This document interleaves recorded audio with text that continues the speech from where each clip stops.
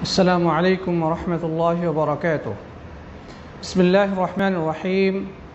الحمد لله حمد الشاكرين، والصلاة والسلام على سيد المرسلين نبينا محمد وعلى آله وصحبه ومن استنى بسنته واقتفى أثره إلى يوم الدين. أما بعد. প্রশংসা, গুণগান, তারিফ এবং স্তুতি সেই মহান রাজাধিরাজ আল্লাহ সুবহানাহু ওয়া তাআলার নিমিত্তে পেশ করছি, যিনি আমাদেরকে আমাদের দুনিয়াবি শত কর্মব্যস্ততার মাঝে দিন শিক্ষার উদ্দেশ্যে কিছু সময়ের জন্যে এই অনলাইন ভিত্তিক ক্লাসে অংশগ্রহণ করার সুযোগ করে দিয়েছেন। এই জন্য আমরা সেই মহান বাড়ি পাকের দরবারে হৃদয়ের সবটুকু ভালোবাসা, সবটুকু তাজিম মিশিয়ে কালিমাতুশ শুকর আদায় করি।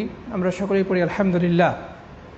অতঃপর সালাত, সালাম এবং অবারিত শান্তির ধারা বর্ষিত হোক বিশ্ব মানবতার মুক্তির মহান দিশারি, সর্বযুগের সর্বশ্রেষ্ঠ মহান আদর্শ, ভাষা, অঞ্চল, গোত্র, এলাকা নির্বিশেষে যিনি সকল মানুষের সর্বোৎকৃষ্ট অনুসরণীয় মহান আদর্শ, আসুন আমরা প্রিয় নবীর প্রতি, সর্বশেষ এবং সর্বশ্রেষ্ঠ রাসূলের প্রতি হৃদয়ের সবটুকু ভালোবাসা উজাড় করে সালাত ও সালাম পেশ করি, পড়ি সাল্লাল্লাহু আলাইহি ওয়াসাল্লাম। মোহতারাম মুআজ্জাজ প্রাণপ্রিয় দর্শক, শ্রোতা, দিনী ভাই বোন এবং বন্ধুগণ, আমরা ইতিপূর্বে আল্লাহ রাসূল সাল্লাল্লাহু আলাইহি ওয়াসাল্লামের দাওয়াতের বিভিন্ন পরম্পরা নিয়ে আলোচনা করেছিলাম যে প্রিয় নবী সাল্লাল্লাহু আলাইহি ওয়াসাল্লাম কীভাবে মক্কায় দাওয়াতি কার্যক্রম শুরু করলেন আল্লাহর পক্ষ থেকে নবুয়ত প্রাপ্ত হওয়ার পরে। তারপরে তার দাওয়াতে কারা কারা সর্বপ্রথম এই ইসলামের ছায়াতলে আশ্রয় নিয়েছিলেন। এরপরে আল্লাহ রাসূল সাল্লাল্লাহু আলাইহি ওয়াসাল্লাম কীভাবে প্রকাশ্য দাওয়াতের ময়দানে হাজির হলেন এবং প্রকাশ্য দাওয়াত নিয়ে মানুষের সামনে উপস্থিত হলেন, মক্কার কুরাইশদের কাছে, আরবের নেতাদের সামনে বা সাধারণ মানুষের সামনে ইসলামের বাণী নিয়ে হাজির হলেন। এই বিষয় নিয়ে আমরা আলোচনা করেছি। তো এভাবে আল্লাহ রাসূল সাল্লাল্লাহু আলাইহি ওয়াসাল্লামের দাওয়াতি কার্যক্রম সামনে অগ্রসর হতে থাকলো। ক্রমান্বয়ে এই দাওয়াতের ফলাফল দেখা যেতে শুরু করলো। ধীরে ধীরে মানুষ অন্ধকারের অমানিসা ভেদ করে সত্যের আলোয় অবগাহন করতে শুরু করলো। আরবের জাহিলিয়াতের ঘোর অন্ধকারে তাওহীদের মশাল জ্বেলে উঠল। যতই এই সত্যের বিকাশ ঘটতে শুরু হলো, ততই বেশি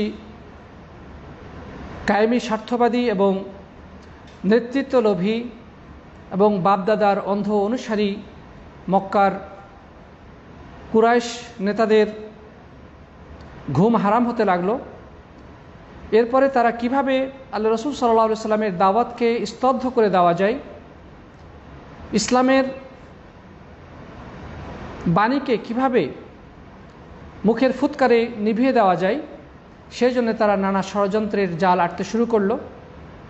কিন্তু আল্লাহ সুবহানাহু ওয়া তাআলা অবশ্যই এই আলোকে পূর্ণতা দান করবেন, এই সত্যকে উচ্চকিত করবেন, এই দিনকে বিজয়ী করবেন, আল্লাহ রাসূল সাল্লাল্লাহু আলাইহি ওয়াসাল্লামের দাওয়াতকে সফল করবেন। এটি আল্লাহর ফায়সালা। সুতরাং শত্রুরা যতই চিৎকার চেঁচামেচি করুক না কেন, যতই ষড়যন্ত্রের জাল বুনুক না কেন, কিভাবে তারা যতই এর পেছনে তাদের বুদ্ধি কূটকৌশল প্রয়োগ করুক না কেন, আল্লাহ রাব্বুল আলামিন সমস্ত ষড়যন্ত্রের জাল ভেঙ্গে এই সত্য দিনকে বিশ্ব মানবতার সামনে বিকশিত করবেন। এটাই চূড়ান্ত সিদ্ধান্ত আল্লাহ রাব্বুল আলামিনের পক্ষ থেকে। প্রিয় সাথী বন্ধুগণ, তারা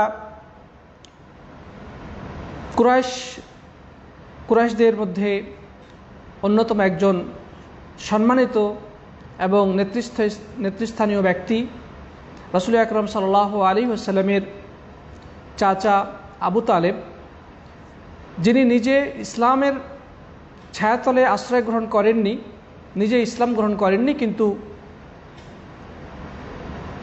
তার বংশীয় টানের কারণে বা বংশগত বংশগত সম্পর্কের কারণে আল্লাহ রাসূল সাল্লাল্লাহু আলাইহি ওয়াসাল্লামের পক্ষে দৃঢ়ভাবে তিনি অবস্থান নিয়েছিলেন।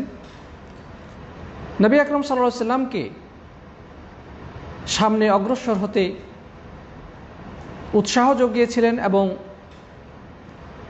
শত্রু বাহিনী যেন তার কোনো ক্ষতি করতে না পারে সেজন্য তিনি সর্বদা সজাগ এবং সচেষ্ট ছিলেন। তো যাই হোক, আরবের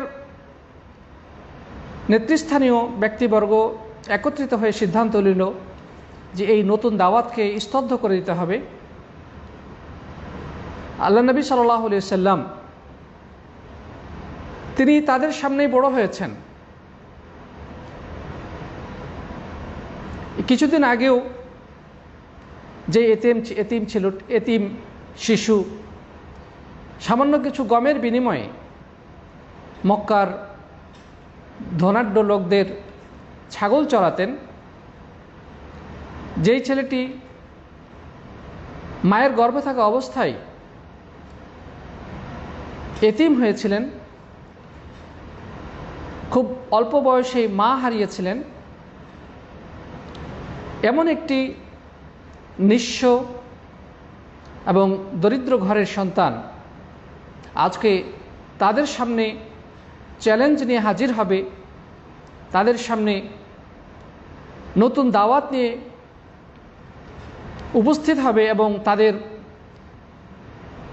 পূর্বপুরুষদের থেকে চলে আসা যে ধর্ম বিশ্বাস, তাদের চিন্তা চেতনা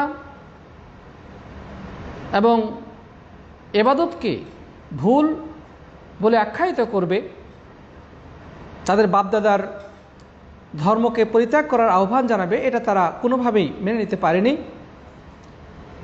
তো যাই হোক, আবু তালেবের কাছে তারা এসে বলল যে তোমার ভাতিজা আমাদের পূর্বপুরুষদের ধর্মকে বাতিল হিসেবে আখ্যায়িত করছে, আমাদের দেবদেবী বা মূর্তিগুলোকে গালাগালি করছে এবং বলছে যে আমরা নাকি সবাই পথভ্রষ্ট, আমাদের পূর্বপুরুষরা সবাই পথভ্রষ্ট এবং সে যে দিকে আহ্বান করছে সেটাই নাকি সত্য, সেটা আল্লাহর তরফ থেকে সে পেয়েছে। তো তুমি চাচা হিসেবে তোমার এই ভাতিজার এই সকল কার্যক্রম বন্ধ করো, যদি তুমি সেটা না করো তাহলে তুমি আমাদের পথ ছেড়ে দাও এবং আমাদেরকে আমাদের করণীয় কি সেটা করতে দাও।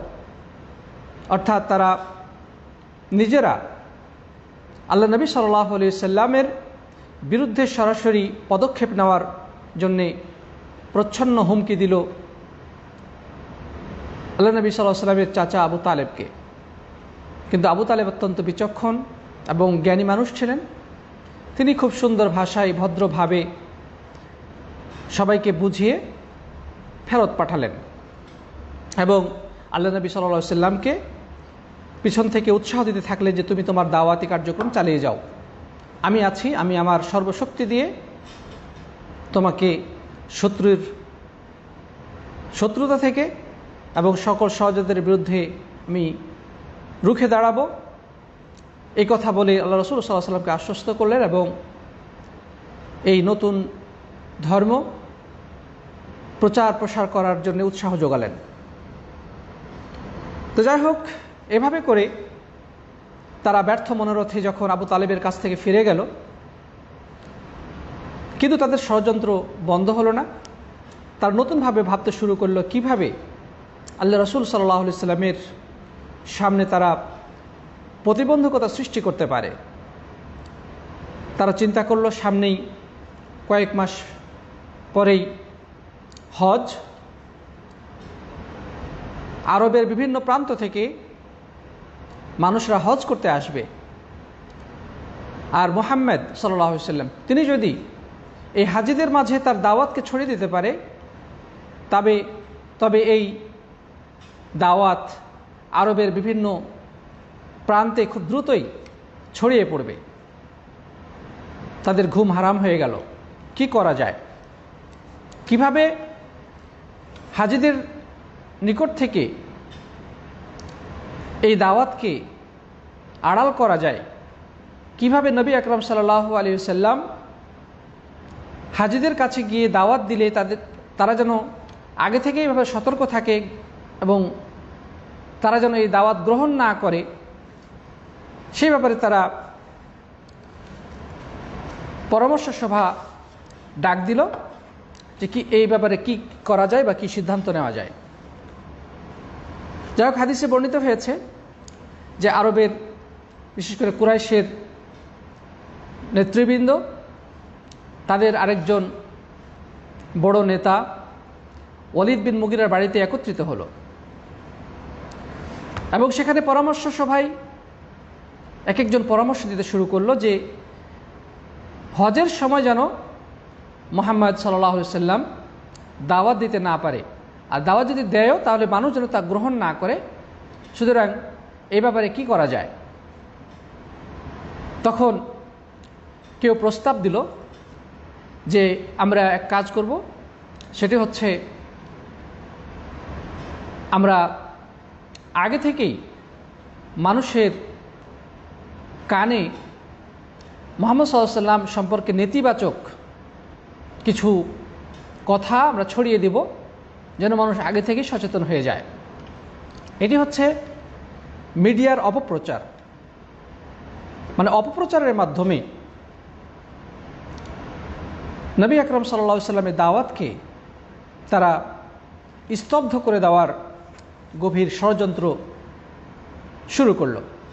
তো যাই হোক, তাহলে তার ব্যাপারে মানুষকে কি বলে বোঝানো যায়, কি বলে আল্লাহ নবী সাল্লাল্লাহু আলাইহি ওয়াসাল্লামকে তাদের কাছে কালারিং করা যায়, এক একজন এক এক পরামর্শ দেওয়া শুরু করলো। কেউ বলল যে আমরা হাজিদের কাছে কথা বলবো যে মক্কাতে একজন গণক এসেছে, সেই গণকের কথাই তোমরা কেউ কান দিবে না, গণকের কথা তোমরা বিশ্বাস করবে না, তখন মানুষ সচেতন হয়ে যাবে। মক্কায় প্রবেশের যে বিভিন্ন রাস্তা রয়েছে, সে রাস্তার মোড়ে মোড়ে লোক বসিয়ে দেওয়া হবে। তাদের কাজ হবে সেই রাস্তা দিয়ে আগত হাজী সাহেবদেরকে আগে থেকেই সতর্ক করে দেওয়া যে মক্কায় একজন গণক এসেছে, সেই গণকের কথা তোমরা কান দিবে না। তখন ওয়ালিদ বলল, যার বাড়িতে এই পরামর্শ সভা বসেছে কাফেরদের, সে বলল, আরে সে তো গণক নয়, সে তো গণক নয়। কারণ গণকের বিভিন্ন তেলেসমাতি সম্পর্কে আমরা জানি, সে বিভিন্ন উল্টাপাল্টা কথাবার্তা বলে, নানা ধরনের বাক্য, উল্টাপাল্টা তন্ত্রমন্ত্র এই জাতীয় জিনিস বলে থাকে। তো মুহাম্মদ সাল্লাল্লাহু আলাইহি ওয়াসাল্লাম তো এমন কিছু না, সুতরাং তাই গণক বললে কাজ হবে না, মানুষ তা বিশ্বাস করবে না। তাহলে কি বলা যায়? কেউ প্রস্তাব দিল যে আমরা মানুষের কাছে বলবো যে মক্কায় একজন ব্যক্তি এসেছে, সে তোমাদেরকে নতুন দিনের দিকে নতুন একটা বিষয়ের দিকে ডাকবে, যে বলবে যে তোমরা সবাই পথভ্রষ্ট। আসলে সে একটা পাগল, সে একটা মাজনুন, উম্মাদ। অতএব তোমরা পাগলের কথা শুনবে না, উম্মাদের কথায় কর্ণপাত করবে না। তখন লোকজন বলল যে পাগল কিভাবে বলা যায়, সে তো কোনো পাগল নয়, পাগলের নিজস্ব কোনো জ্ঞান বুদ্ধি কাজ করে না, তার কথাবার্তায় কোনো তাল ঠিক থাকে না, এলোমেলো আজে বাজে অযৌক্তিক কথাবার্তা বলে থাকে, তার পোশাক আশাকের কোনো ঠিক ঠিকানা থাকে না। সুতরাং এই ব্যক্তিকে তো পাগল বলা যাবে না। মানুষ তো তাকে দেখলেই বুঝতে পারবে যে সে কোনো পাগল না, একদম সুস্থ মস্তিষ্ক সম্পন্ন, অত্যন্ত বিচক্ষণ, মেধাবী, সৎ এবং সুন্দর মানুষ। অতএব পাগল বলে মানুষকে বিভ্রান্ত করার সুযোগ নেই, তাকে পাগল বললেও কোনো কাজ হবে না। তখন কেউ প্রস্তাব দিয়ে বলল যে তাহলে এক কাজ করি, আমরা মানুষকে বলবো সে একটা কবি। আমাদের সমাজে আমরা জানি যে এক শ্রেণীর কবি থাকে, ভব ঘুরে কবি, মানে কবি কবি ভাব, বিভিন্ন সময় কবিতা রচনা করে, একটু এলোমেলো চলাফেরা করে। তো তাকে আমরা কবি বললে মানুষ ভাববে যে সে একটা সাধারণ কবি, আর কথার কোনো দাম নেই। কারণ কবিরা অনেক সময় উল্টাপাল্টা কথা দিয়ে কবিতা রচনা করে, যা বাস্তবতার সাথে কোনো মিল নেই। অতএব কথা বললেও কোনো কাজ হবে না। মানুষের জবাব দিল যে কবি বলে লাভ হবে না, কারণ হচ্ছে যে মুহাম্মদ সাল্লাল্লাহু আলাইহি ওয়াসাল্লামের মুখনিসৃত যে সমস্ত বাণী মানুষ শোনে বা আমরা যেগুলো শুনি সেগুলো কোনো কবিতাও নয়। শের বা কবিতা কাকে বলে, কবিতা সম্পর্কে আরবরা খুব ভালো করেই জানত, কারণ আরবদের মাঝে কাব্য প্রতিভা ছিল অনেক বেশি, তারা ছিল স্বভাবজাত কবি। তো নবী সাল্লাল্লাহু আলাইহি ওয়াসাল্লামকে তারা তাদেরই মতো একজন সাধারণ কবি হিসেবে আখ্যায়িত করতে চাইল, কিন্তু শেষ পর্যন্ত তারা নিজেরাই সিদ্ধান্ত চেঞ্জ করলো যে না, তাকে কবি বলা যাবে না। কারণ তার মুখনিসৃত যে সমস্ত কথাবার্তা বা কোরআনের আয়াত যেগুলো সে পাঠ করে সেগুলো কোনো কবিতার সাথে মিলে না, এটা কবিতা হতে পারে না। আরবরা ভালো করে বুঝে ফেলবে তার কথাবার্তা শুনে যে সে কোনো কবি নয়। অতএব এই সিদ্ধান্ত সঠিক নয়। তখন কেউ প্রস্তাব দিয়ে বলল যে তাহলে আমরা বলবো মানুষকে যে সে একজন জাদুঘর। কেউ প্রতিবাদ করে বলল যে না, জাদুঘরও তো বলা যাচ্ছে না, কারণ আমরা জাদু সম্পর্কে জানি, জাদুঘররা কিভাবে জাদু করে, বিভিন্ন সুতা বা রশির গিরায় ফু দেয়, এ সম্পর্কে আমাদের যথেষ্ট ধারণা আছে বা মানুষ জানে যে জাদুঘরের কার্যক্রম কি। কিন্তু এই ব্যক্তি তো কোনো জাদুঘরও না, এ ধরনের কোনো কার্যক্রম তাদের থেকে পরিলক্ষিত হয় না। কিন্তু পরিশেষে তারা বলল যে না, জাদুঘর বলাটাই সবচেয়ে বেশি উপযুক্ত কথা, কারণ সে এমন কিছু কার্যক্রম করছে যার কারণে স্বামী স্ত্রী থেকে আলাদা হয়ে যাচ্ছে, স্ত্রী স্বামী থেকে আলাদা হয়ে যাচ্ছে। তার মানে ইসলাম কবুল করার কারণে স্বামী স্ত্রীকে ছেড়ে দিচ্ছে, স্ত্রী স্বামীকে ছেড়ে দিচ্ছে, বাবা ছেলে থেকে আলাদা হয়ে যাচ্ছে, অথবা ছেলে বাবা থেকে আলাদা হয়ে যাচ্ছে। সুতরাং বলা যেতে পারে যে এই ব্যক্তি হচ্ছে কবি, না এই ব্যক্তি হচ্ছে জাদুঘর, সাহের। পরে শেষ পর্যন্ত তারা বলল যে ঠিক আছে, তাহলে আমরা এ ব্যাপারে একমত হই যে তাকে আমরা জাদুঘর হিসেবে সবার সামনে উপস্থাপন করব এবং তার ব্যাপারে আমরা মানুষকে সাবধান করব যে একজন জাদুঘর এসেছে, সাবধান, তোমরা কেউ ওই জাদুঘরের কথা শুনবে না, জাদুঘরের কাছে যাবে না, নাহলে সে তোমাদের প্রতি জাদু করে দিবে, পরিশেষে তোমাদের সাংসারিক দ্বন্দ্ব লেগে যাবে, স্বামী স্ত্রীর মাঝে তালাক হয়ে যাবে, আত্মীয়তার বন্ধন ছিন্ন হয়ে যাবে। অতএব খবরদার, তোমরা এই জাদুঘরের কথা শুনবে না, জাদুঘরের আশেপাশেও তোমরা যাবে না। তো যাই হোক, অবশেষে তাদের চূড়ান্ত সিদ্ধান্ত এটাতেই উপনীত হলো, জাদুঘর বলে মানুষকে, বিশেষ করে হাজিদেরকে তারা বিভ্রান্ত করার চেষ্টা করবে। আল্লাহ রাব্বুল আলামিন তাদের এই সকল ঘৃণ্য ষড়যন্ত্র সম্পর্কে পরিপূর্ণভাবে অবহিত। তিনি সাত আসমানের উপরে আরশ আজিম থেকে মানুষের প্রতিটি কথা শুনেন তাদের কার্যক্রমগুলো তিনি পর্যবেক্ষণ করেন, নিরীক্ষণ করেন, তাদের কে কি ষড়যন্ত্র করছে, কে কি ভালো কাজ করছে সে সম্পর্কে তিনি পরিপূর্ণভাবে অবহিত। তো কাফিরদের এই মিটিং সম্পর্কে আল্লাহ সুবহানাহু ওয়া তাআলা কোরআনে কারীমের আয়াত নাজিল করে দিলেন প্রিয় নবীর প্রতি। সূরা মুদ্দাসসিরের 10টি আয়াত অবতীর্ণ হয়ে গেল। আল্লাহ সুবহানাহু ওয়া তাআলা বলছেন, ইন্নাহু ফাক্কারা ওয়া কদ্দার ফাকুতিলা কাইফা কদ্দার থুম্মা কুতিলা কাইফা কদ্দার থুম্মা নাযার থুম্মা আবাসা ওয়া বাসার থুম্মা আদবারা ওয়াস্তাকবার ফাকালা ইন হাযা ইল্লা সিহরুন ইউ'থার ইন হাযা ইল্লা কাওলুল বাশার। আল্লাহ সুবহানাহু ওয়া তাআলা এই আয়াতে কারিমাগুলো নাজিল করার মাধ্যমে কুরাইশদের ষড়যন্ত্র ফাঁস করে দিলেন এবং তাদের এই কাজটি যে ঘৃণ্য, অন্যায়,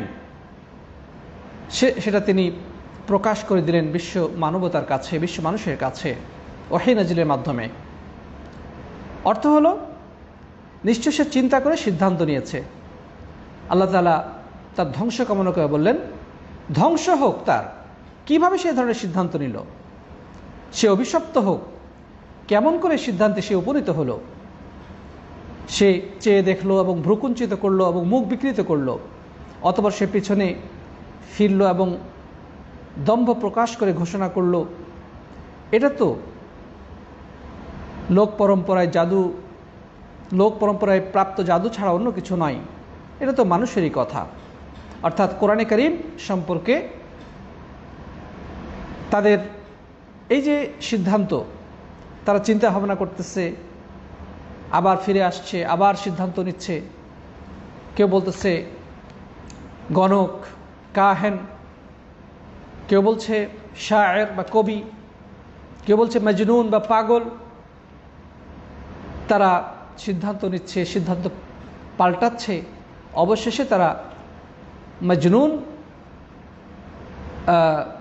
অবশেষে তারা সাহের বা জাদুঘর হিসেবে চূড়ান্ত সিদ্ধান্ত নিল যে নবী সাল্লাল্লাহু আলাইহি ওয়াসাল্লামকে তার জাদুঘর হিসেবেই মানুষের সামনে প্রমাণ করবে, মানুষকে সচেতন করবে যেন তারা আল্লাহ নবী সাল্লাল্লাহু আলাইহি ওয়াসাল্লামের আশেপাশেও না যায়, অন্যথায় তারা জাদুগ্রস্ত হওয়ার সম্ভাবনা রয়েছে। আর তখন আরবদের মাঝে এই ধরনের অন্ধবিশ্বাস খুব ব্যাপক আকারে প্রচলিত ছিল। জাদু, গণকগিরি, কবিতা, এগুলো তাদের মাঝে খুবই সুপরিচিত বিষয় ছিল। তো এই বিষয়গুলো তারা আলোচনা পর্যালোচনা করে অবশেষে তাকে পাগল বলে, অবশেষে তাকে জাদুঘর হিসেবে প্রমাণ করার সিদ্ধান্তটা চূড়ান্ত করল। আল্লাহ সুবহানাহু ওয়া তাআলা কোরআনে কারীমের জবাব দিয়ে দিলেন যে এদের ধ্বংস হোক। আর কীভাবে এই সিদ্ধান্ত নিল যে আল্লাহর কোরআন, আল্লাহ রাব্বুল আলামিন বিশ্ব মানবতাকে সত্যের পথ দেখানোর জন্যে, মানুষকে হেদায়েত তথা সফলতা এবং মুক্তির পথনির্দেশ দেওয়ার জন্যে যেই মহাগ্রন্থ আল কোরআন অবতীর্ণ করেছেন, কিভাবে তারা এই কথাগুলোকে জাদু হিসেবে আখ্যায়িত করতে পারে? যেই মহান আদর্শ, মহান ব্যক্তিত্ব, সম্মানিত ব্যক্তির উপরে আল্লাহ সুবহানাহু ওয়া তাআলা কোরআন অবতীর্ণ করেছে, তারা কিভাবে ওই ব্যক্তিকে জাদুকর হিসেবে সাব্যস্ত করতে পারে? আল্লাহ তাআলা তাদেরকে এখানে তাদের ধ্বংস কামনা করলেন যে তাদের ধ্বংস হোক, তারা অভিশপ্ত। আল্লাহু আকবার। রব্বুল আলামিন যাকে অভিশাপ করেছেন, রব্বুল আলামিন যার ধ্বংস কামনা করেছেন, সুনিশ্চিতভাবেই সে ধ্বংস হবে, তার শেষ পরিণত হবে খুবই ভয়াবহ, মধ্যে কোনো সন্দেহ নেই। আল্লাহ রাব্বুল আলামিন যেন আমাদেরকে হেফাজত করেন। আল্লাহ সুবহানাহু ওয়া তাআলা যেন আমাদেরকে আল্লাহর দেওয়া নির্দেশের কাছে আত্মসমর্পণ করার তৌফিক দান করেন এবং সব ধরনের অধ্যত অহংকার এবং বিদ্বেষী মনোভাব থেকে রক্ষা করেন। আমরা পড়ি আল্লাহুম্মা আমিন। প্রিয় উপস্থিত ভাই এবং বোনেরা, যাই হোক, তাদের এই সিদ্ধান্ত বাস্তবায়ন করার জন্য তারা মক্কায় প্রবেশের বিভিন্ন পথে মানুষ বসিয়ে দিল এবং যে সমস্ত হাজিগণ বিভিন্ন এলাকা থেকে মক্কায় প্রবেশ করতে আসে তার কানে তারা এই নতুন অপপ্রচার শুরু করলো, রাসূল করিম সাল্লাল্লাহু আলাইহি সাল্লামকে জাদুঘর হিসেবে সাব্যস্ত করতে শুরু করলো। আর এদিকে নবী সাল্লাল্লাহু আলাইহি সাল্লামের আপন চাচা আবু তালেব, সে তার প্রকাশ্য বিরোধিতা এবং রাসূল করিম সাল্লাল্লাহু আলাইহি ওয়াসাল্লামের সাথে দুশমনির প্রথম পর্যায়ে যেভাবে সে শুরু করেছিল, সে এক নাগারে সে তার দুশমনি অব্যাহত চালিয়ে যেতে থাকলো। আল্লাহ নবী সাল্লাল্লাহু আলাইহি ওয়াসাল্লাম যখন সাফা পর্বতে উঠে মানুষকে সাবধান করেছিলেন, তখন এই আবুল হাবি উপস্থিত জনতার মাঝ থেকে চেঁচিয়ে উঠে নবী সাল্লাল্লাহু আলাইহি ওয়াসাল্লামকে উদ্দেশ্য করে বলেছিল, তাব্বান লাকা সাইরাল ইয়াউম আলিহাদা জামাআতানা, যে তোমার ধ্বংস হোক সারাটা দিন, তুমি এই জন্য আমাদেরকে ডেকেছ, এই জন্য তুমি আমাদেরকে এই সাফা পাহাড়ে পাদদেশে উপস্থিত করেছ। আল্লাহ সুবহানাহু ওয়া তাআলা তার ব্যাপারে তার প্রতি উত্তরে সূরা লাহাব অবতীর্ণ করে আবু লাহাব ধ্বংস হবে এবং তার সহায় সম্পদ, তার টাকা পয়সা, তার সন্তান সন্ততি কেউ তার কাজে লাগবে না এবং অচিরেই তাকে লেলিহান অগ্নিশিখায় প্রবেশ করতে হবে, তাকে এবং তার স্ত্রীকে। সে কথা রব্বুল আলামিন সূরা নাজিলের মাধ্যমে নিশ্চিত করলেন এবং কিয়ামত পর্যন্ত যত মানুষ এই সূরা পাঠ করবে ততদিন পর্যন্ত আবু লাহাবের উপরে লানত বর্ষিত হতেই থাকবে, মানুষ তার জন্য বদদুয়া করতেই থাকবে এবং তার হিংস্র ষড়যন্ত্র এবং বিদ্বেষ সম্পর্কে মানুষ বুঝতে পারবে যে এরা কতটা বিদ্বেষী ছিল, কতটা হিংসাত্মক মনোভাবের অধিকারী ছিল। প্রিয় সাথী বন্ধুগণ, এই ব্যক্তি থেমে থাকলো না। যখনই কোনো হাজির সাথে তার দেখা হতো তখন সে তার পিছে পিছে গিয়ে বলতো, রাসূল করিম সাল্লাল্লাহু আলাইহি ওয়াসাল্লাম যেখানে দাওয়াতের উদ্দেশ্যে যেতেন সেখানে আবু লাহাব পেছনে পেছনে যে মানুষকে বলতো যে খবরদার তোমরা এই লোকের কথা শুনবে না, সে হচ্ছে ধর্মত্যাগী, সে হচ্ছে মিথ্যুক, সে কাযযাব বলেছে, নাউযুবিল্লাহ। ধর্মত্যাগী সাহাবী মানে সে ধর্মত্যাগ করেছে, বাপদাদার ধর্ম ছেড়ে দিয়েছে এবং সে একজন মিথ্যাবাদী। আবু লাহাব এভাবে করে আল্লাহ রাসূল সাল্লাল্লাহু আলাইহি ওয়াসাল্লামের ব্যাপারে অপপ্রচার চালাতে থাকলো এবং রাসূল করিম সাল্লাল্লাহু আলাইহি ওয়াসাল্লাম সম্পর্কে মানুষের মনে নেগেটিভ ধারণা প্রবেশের জন্যে চেষ্টা অব্যাহত রাখলো, নাউযুবিল্লাহি মিন যালিক। কিন্তু মনে রাখতে হবে যে কোনো সত্যের ব্যাপারে যখন অপপ্রচার হয় বিষয়টি সত্য, কিন্তু একদল ষড়যন্ত্রকারী যখন তার ব্যাপারে ষড়যন্ত্রের জাল বুনতে থাকে এবং সত্যকে বিকৃতভাবে মানুষের সামনে উপস্থাপন করে এবং সেই ব্যাপারে মিথ্যা কথা বলে, অপপ্রচার চালায়, তখন কিন্তু ওই জিনিসটি আরও ব্যাপকভাবে মানুষের কাছে প্রচারিত হয়ে যায়। সত্য অবশ্যই বিকশিত হবে, মিথ্যা পরাভূত হবে। সত্যের জয় চিরস্থায়ী, মিথ্যার জয় ক্ষণস্থায়ী। যারা আজকে আল্লাহ নবী সাল্লাল্লাহু আলাইহি সাল্লামের বিরুদ্ধে অপপ্রচারে নেমেছে তারা নিজেরাও জানে যে তারা মিথ্যা কথা বলে মানুষকে বিভ্রান্ত করার চেষ্টা করছে। তারা নিজেরাও জানে যে আল্লাহ নবী কবি নন, তিনি পাগল নন, তিনি গায়ক নন, তিনি গণক নন, এগুলো তারা ভালো করে জানে। তারপরেও তারা এটার বিরুদ্ধে